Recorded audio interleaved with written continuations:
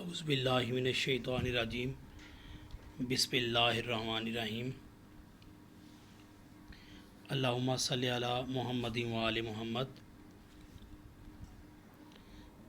السلام علیکم ورحمۃ اللہ وبرکاتہ۔ ڈیئر اسٹوڈنٹس،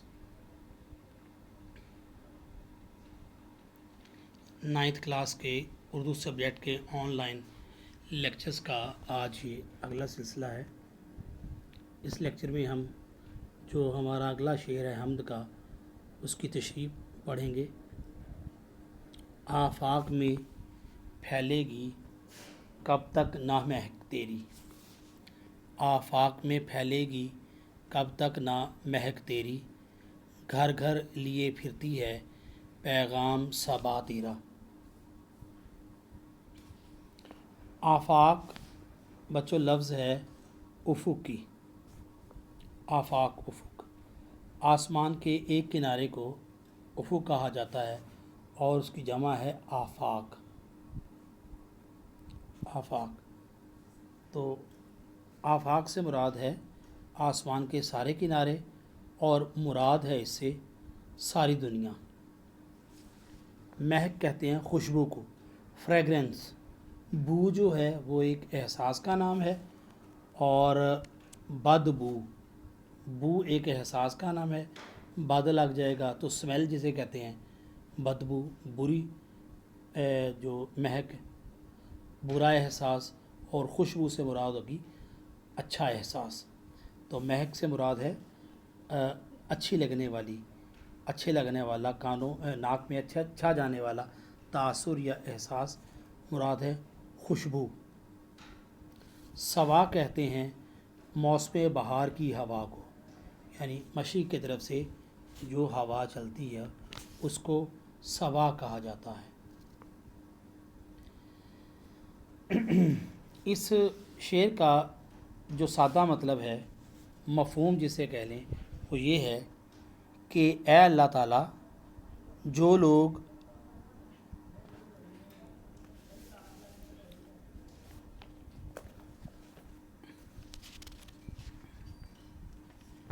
سادہ جو مطلب ہے اس کا یہ بنتا ہے کہ اے اللہ تعالیٰ، آفاق میں پھیلے، اے اللہ تعالیٰ جب تیری پیدا کی ہوئی ہوا ہر گھر میں تیری موجودگی کا پیغام پہنچا رہی ہے، تو پھر دنیا میں چاروں طرف تیری خوشبو کس طرح نہ پھیل جائے، کیونکہ ہوا کا ہر جگہ موجود ہونا تیری ہستی کی سب سے بڑی دلیل ہے۔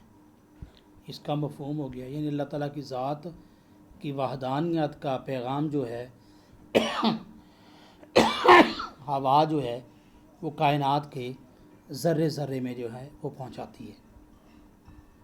اللہ تعالیٰ کی صفات ہر طرف پھیلی ہوئی ہیں، اور دنیا کا کوئی ایسا گوشہ، حصہ یا کنارہ نہیں ہے جہاں اس کی شان، صفت اور جلوہ نظر نہ آئے۔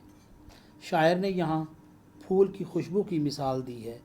ہم دیکھتے ہیں کہ جب ہوا چلتی ہے تو پھولوں کی خوشبو ہر طرف اور ہر جگہ پھیل جاتی ہے۔ اس طرح ہوا بھی گویا اللہ تعالیٰ کی صفات کی خوشبو کو دنیا کے ہر حصے میں اور گھر گھر میں پہنچا دیتی ہے۔ یعنی کائنات کا کوئی ایسا ذرہ جو ہے وہ نہیں رہتا کہ جہاں پر اللہ تعالیٰ کے ایک ہونے کا، اللہ تعالیٰ کی وحدانیت کا جو ہے پیغام نہ پہنچے۔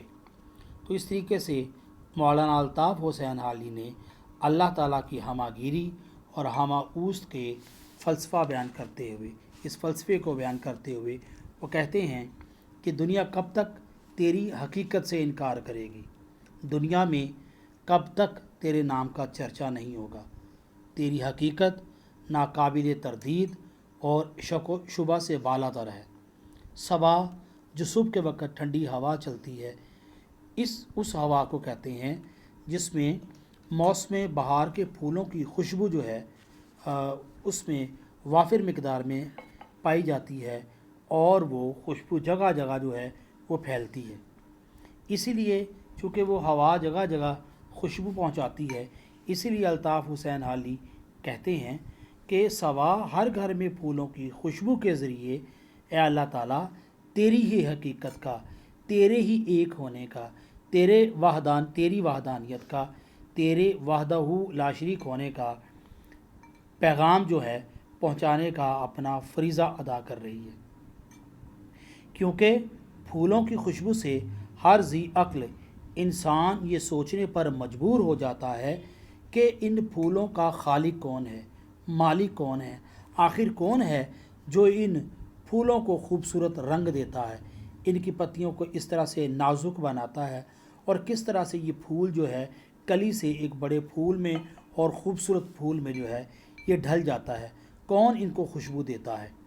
یقیناً جب ان سارے سوالوں کا جواب انسان ڈھونڈتا ہے تو اس کو پتہ چلتا ہے کہ ان پھولوں کو پیدا کرنے اور ان کو خوشبو عطا کرنے والی کوئی ہستی اور نہیں ہو سکتی، وہ صرف اور صرف اللہ تعالیٰ کی ذات ہی ہے جو ان کو خوشبو عطا کرتی ہے۔ گویا دوسرے الفاظ میں پھولوں کی خوشبو کے ذریعے صبا ہر گھر میں تیری توحید اور حقانیت کا جو ہے وہ پیغام دیتی ہے۔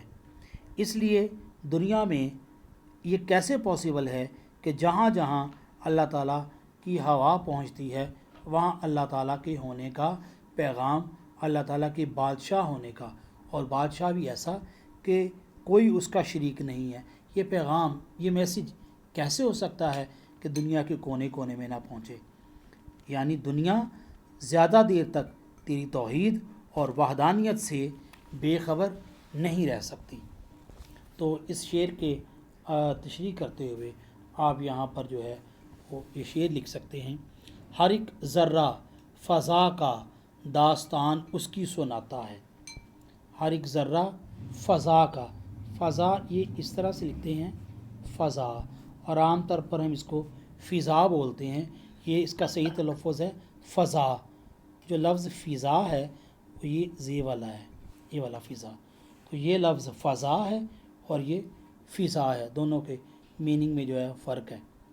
ہر ایک ذرہ فضا کا داستان اس کی سناتا ہے، ہر ایک جھونکا ہوا کے دیتا ہے پیام اس کا، پیام اس طرح سے لکھیں گے، دیتا ہے پیام اس کا، جھونکا، جھونکا اس طرح سے ہم اس کو لکھیں گے، یہ بن جائے گا ہر ایک ذرہ فضا کا داستان اس کی سناتا ہے، ہر ایک جھونکا ہوا کا آ کے دیتا ہے پیام اس کا۔ اگلا شعر ہے: ہر بول تیرا دل سے ٹکرا کے گزرتا ہے، کچھ رنگے بیاں حالی ہے سب سے جدا تیرا۔ یہ تیرا ہے، تیرا نہیں ہے۔ شاعری کے اندر اگر ہم یہ وزن کی وجہ سے وزن کو کچھ اصول و قواعد کہہ دیں، ان کو پورا کرنے کے لیے تیرا کو تیرا کر دیا جاتا ہے۔ تو بول کا مطلب ہے سخن، کلام یا بات۔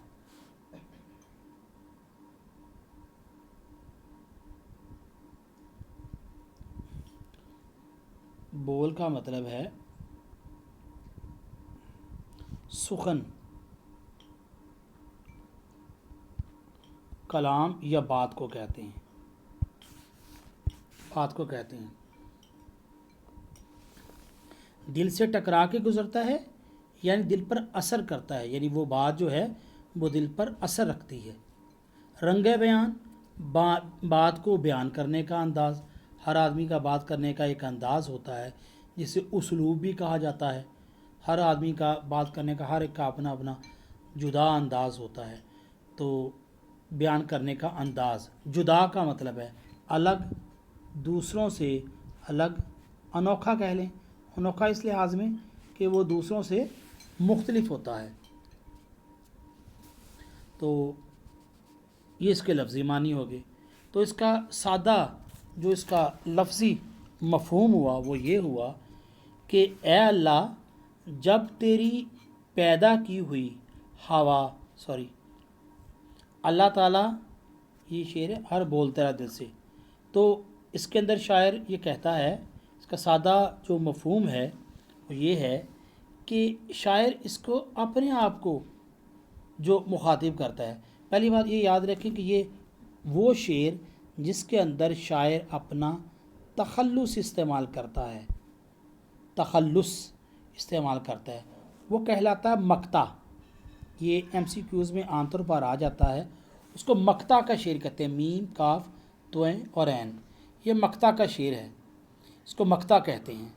اچھا، یہاں کئی دفعہ ایسا ہوتا ہے کہ لازمی نہیں ہر نظم میں یا ہر غزل کے اندر شاعر جو ہے وہ اپنا تخلص سے استعمال کرے۔ پہلے تو بات تخلص وہ مختصر نام ہوتا ہے، شاعر پورا نام نہیں استعمال کرتے، وہ مختصر نام جو شاعر نظم کے یا غزل کے کسی شعر میں استعمال کرتے ہیں، اپنے آپ کو مخاطب کرتے ہیں۔ کئی دفعہ شاعروں کے نام ایسے ہوتے ہیں کہ ان کا میننگ کوئی نہ کوئی بنتا ہے، تو شاعر وہ وہاں اپنے آپ کو مخاطب کرنے کے لیے نہیں، سم ٹائمز اس کو میننگ کو بتانے کے لیے اس میننگ کے معنوں میں لے رہا ہوتا ہے، وہ خیر ایک الگ موضوع ہے۔ لیکن یہاں پر شاعر جہاں پر اپنا تخلص استعمال کرے گا، بچوں یاد رکھیے، وہ مقطع کا شعر ہوتا ہے، ٹھیک ہے۔ اگر شاعر، اور عام طور پر یہ آخری شعر ہوتا ہے، عام طور پر مقطع جو ہے غزل کا آخری شعر ہوتا ہے، لیکن لازمی نہیں یہ آخری شعر ہو، اگرچہ بہت کم ایسا ہوا، لیکن کچھ غزلیں ایسی ہیں کہ شاعروں نے مقطع جو ہے آخری شعر سے پہلے لکھا ہے، تو اس لیے یہ کہنا کہ یہ آخری شعر ہی ہوتا ہے یہ بالکل غلط بات ہے۔ عام طور پر یہ آخری شعر ہوتا ہے، لیکن اس کی پہچان یہ ہے کہ اس میں شاعر اپنا تخلص استعمال کرتا ہے۔ اگر شاعر اپنا کسی بھی شعر میں اپنا تخلص استعمال نہ کرے تو ہم کہیں گے کہ اس کے اندر مقطع نہیں ہے۔ آخری شعر کے اندر اگر شاعر، اسپیشلی آخری شعر کے اندر اگر شاعر اپنا تخلص استعمال کرے، ہم کہیں گے یہ مقطع ہے۔ اگر اس میں بھی اپنا کوئی تخلص استعمال نہیں کرے گا تو ہم کہیں گے یہ مقطع نہیں ہے، یہ آخری شعر ہے، آخری شعر ہے لیکن یہ مقطع نہیں ہے۔ تو یہ شعر جو ہے یہ مقطع ہے، جس میں حالی اپنے آپ کو استعمال کرتا، اپنا نام استعمال کرتا ہے، اور مقطع کے لیے جیسے یہ حالی کے اوپر آپ کو جو ہے یہ نظر آ رہی ہوگی، اس کے اوپر علامت جو ہے وہ نظر آ رہی ہے، یہ والی یہ علامت نظر آ رہی ہے، یہ شاعر جو ہے اپنے تخلص کے اوپر یہ علامت استعمال کرتا ہے۔ اس سے بھی پتہ چل جاتا ہے کہ یہ شاعر جو ہے اس کا یہ تخلص ہے، تو شاعر نے سے یہاں تخلص سے استعمال کیا ہے، اپنا نام اس نے اس میں استعمال کیا ہے۔ تو اس کا جو سادہ مفہوم ہے شعر کا وہ یہ ہے، اے حالی تیرا انداز بیاں سب لوگوں سے الگ، جدا اور نرالا ہے، یہی وجہ ہے کہ سننے والے کے دل پر تیری بات بڑا اثر رکھتی ہے، یہی بات ہے کہ سننے والے کے دل پر تیری بات بڑا اثر کرتی ہے۔ تو اس شعر کے اندر شاعر جو ہے اپنے آپ سے مخاطب ہوتا ہے اور کہتا ہے کہ اے حالی تیرا بات کہنے کا انداز باقی سارے شاعروں کے مقابلے میں انوکھا اور پرتاثیر ہے۔ یہ شاعری کا انداز ہے کہ شاعر اپنے مقطع کے اندر سم ٹائمز وہ اپنی تعریف کرتا ہے، اپنی تعریف کے انداز میں وہ جو ہے وہ بات بیان کرتا ہے، وہ کہتا ہے، کبھی کبھی وہ اپنے خلوص کی تعریف کر رہا ہوتا ہے کہ میں نے یہ بڑی دل سے بات کہہ رہا ہوں، کبھی کبھی وہ اپنی ویسے تعریف جو ہے وہ کر رہا ہوتا ہے۔ کہتا ہے کہ تیرے بیان میں وہ درد، سچائی اور خلوص ہے، اور ان خوبیوں کی وجہ سے تیرا ہر ایک لفظ جو ہے وہ دل پر گہرا اثر رکھتا ہے۔ شعر آپ لکھ سکتے ہیں یہاں پر، بات جو دل سے نکلتی ہے اثر رکھتی ہے، پر نہیں طاقت پرواز مگر رکھتی ہے۔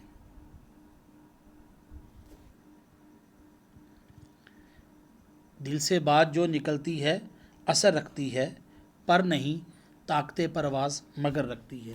تو شاعر یہاں پر اپنی بات کا یہ جو ہے اپنے کلام کی خوبیاں بیان کرتا ہے اور کہتا ہے کہ اچھے کلام کی یہ خوبی ہوتی ہے کہ وہ دلوں پر اثر کرتا ہے، اچھے کلام کا ہر بول دل پر گہرے اثرات مرتب کرتا ہے۔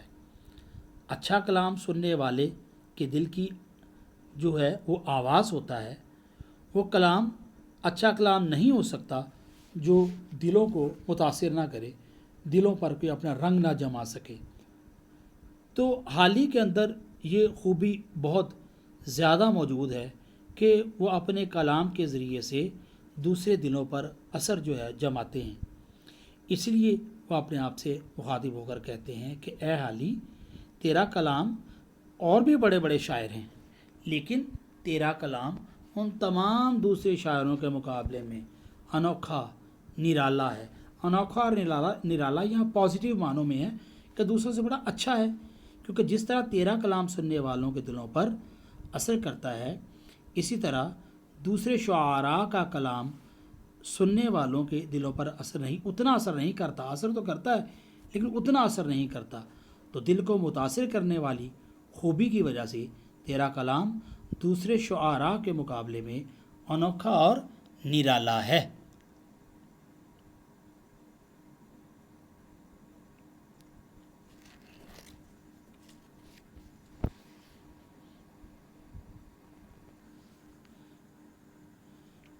تو یہاں پر جو ہے آپ یہ شعر لکھ سکتے ہیں اس کی تشریح کرتے ہوئے، جو میں نے پڑھا کہ دل سے جو بات نکلتی ہے اثر رکھتی ہے۔ دل سے جو بات نکلتی ہے اثر رکھتی ہے۔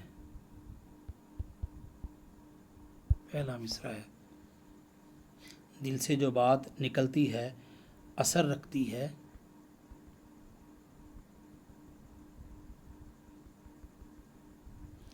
دوسرا مصرع ہے، پر نہیں، پر سے مراد ہے ونگز، پر نہیں، یعنی اس کے پر نہیں ہوتے، طاقت پرواز مگر رکھتی ہے۔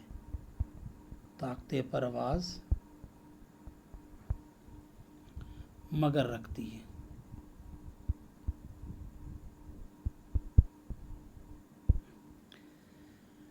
تو بچوں، آج یہ ہماری حمد نظم جو ہے یہ مکمل ہوگی۔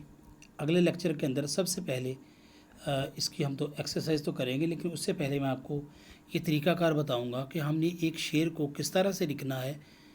ہم نے ایک تشریح کرنی ہے تو اس کے اندر کیا کیا لوازمات ہیں، کون کون سی ایسی ضروری چیزیں ہیں کہ جن کو ہم پہلے لکھیں گے، اور لکھنے کے بعد تبھی اس کو ہم آگے جا کے جو ہے کس طرح سے حوالہ شعر دیں گے، کس طرح سے سبق کا نظم کا عنوان جو ہے لکھیں گے، کس طرح سے مفہوم، کس طرح سے چیزوں کو کس طرح سے ایڈجسٹ کرنا ہے، پھر اس پر گفتگو کریں گے۔